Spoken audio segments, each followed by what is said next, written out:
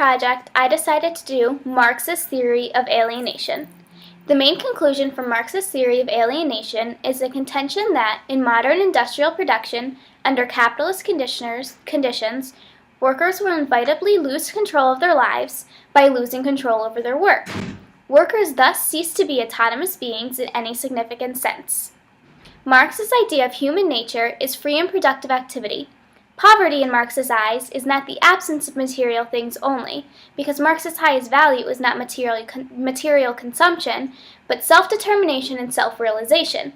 Marx says that to have a high standard of living, you need to have rich experiences, fully developed emotions, closeness to other people, among other things. He has four main parts to his theory of alienation. The first part is, workers have no attachment to their work. The second is, workers have no control over the processes or product of their production because they do not control the means of production. His third point is, people have no significant control over how they relate to each other. And the fourth point is, estrangement of workers from their human nature in general, from their species of nature. So Marx's first point, people's estrangement from the process of their work. They don't get to pick what they do every day, they get told what to do. A meat packer cuts up meat every day, and a secretary processes files. Complex work is divided into simple, repetitive tasks for workers. Workers can perform in a machine-like fashion because of it. Workers are extensions of their machines rather than machines being extensions of their workers. They don't want to work long hours because their work is not meaningful. The worker does not get fully developed emotions, so according to Marx, it causes a lower standard of living. Marx's second point, that people do not control their means of production, is because there is a huge gap between the rich and the poor.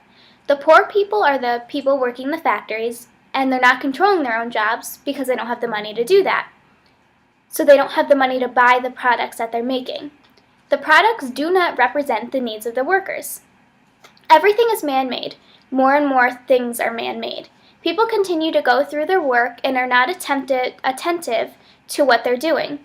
The more people produce, the more they replace the natural world with an artificial one, and the more they become dependent on what they produce.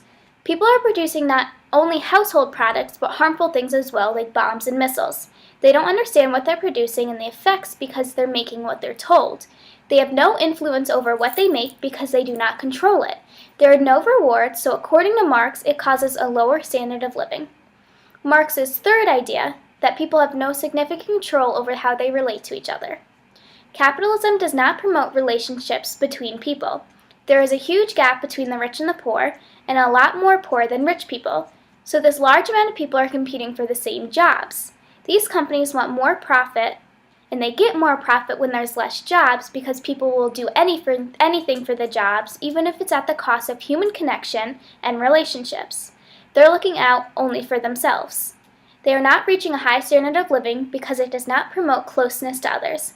And Marx's fourth point, estrangement of workers from their human nature, in general from their species nature. To be human, you need to produce freely and with deliberation.